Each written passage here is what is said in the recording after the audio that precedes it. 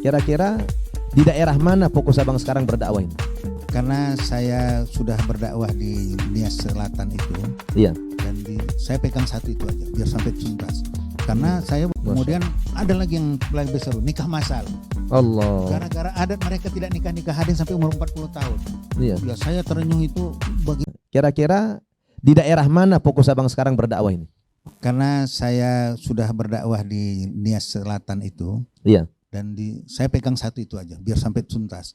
Karena saya bukan hanya dakwah di mimbar, saya sudah membangun dana abadi umat. Saya keluarkan duit, mereka nyumbang, itu jadi modal mereka. Beberapa orang yang nganggur udah bekerja sekarang. Masya Allah. Kemudian mau dilanjutkan dengan ternak ayam bertelur, itu biar satu pulau itu terpenuhi kebutuhannya dari mereka, dan mereka yang nganggur-nganggur itu jadi bekerja. Kemudian ada lagi yang lebih seru, nikah masal. Allah. Gara-gara adat mereka tidak nikah hadin sampai umur 40 tahun. Iya. Ya saya terenyuh itu, bagaimana generasi mereka selanjutnya. Terus saya dekati pengetua adatnya, setuju. Ini nanti insya Allah bisa diadakan nikah masal dengan cara hukum Islam. Tapi bagi yang punya duit mau pakai adat silakan. Itu nanti seru, Ustaz. Baik, Anda TV rahimakumullah, luar biasa peran beliau di masyarakat. Setelah pensiun dari pejabat di Kementerian Luar Negeri menjadi diplomat, sekarang fokus dalam dunia dakwah. Apalagi beliau memilih satu tempat, Nias Selatan, yang kita tahu kan Nias ini kan minoritas Muslim.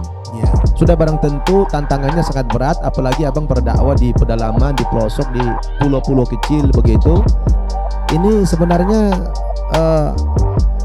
apakah abang tidak terkejut? Artinya abang selama ini kan biasa berada di kota-kota besar, di negara-negara di luar negeri, tiba-tiba masuk ke pelosok yang terpencil gitu ya, di sana tidur sama nyamuk ya, makannya ala kadarnya, tempat tinggalnya juga ala kadarnya. Abang biasa dijamu mewah oleh negara gitu. Bagaimana abang ini bisa seperti itu? Ini loh Ustaz, dunia dakwah ini yang tidak dipahami orang banyak, hanya dirasakan kita yang berdakwah. Subhanallah. Saya itu udah mencintai dakwah itu karena dari kecil udah itu pekerjaan saya.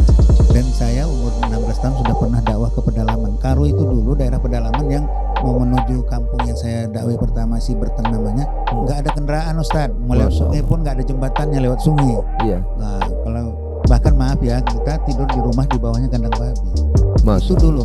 Karena dari kecil saya udah ngalami itu. Sekarang pun kalau mengalami suasana itu nggak ada masalah sama saya. Dan saya selama di Departemen Negeri terakhir itu saya memilih tempat di daerah yang rawan dan berbahaya.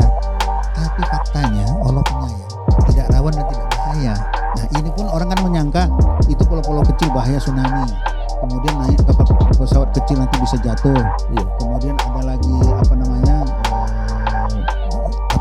sekarang virus-virus ini. Istri saya pun bilang kok berani bang sendiri.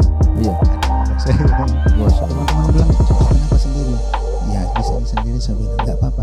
Tapi saya bukan menderita Ustaz di sana. Saya kayak turis. Saya makan lobster. Masya Allah. Saya ditidur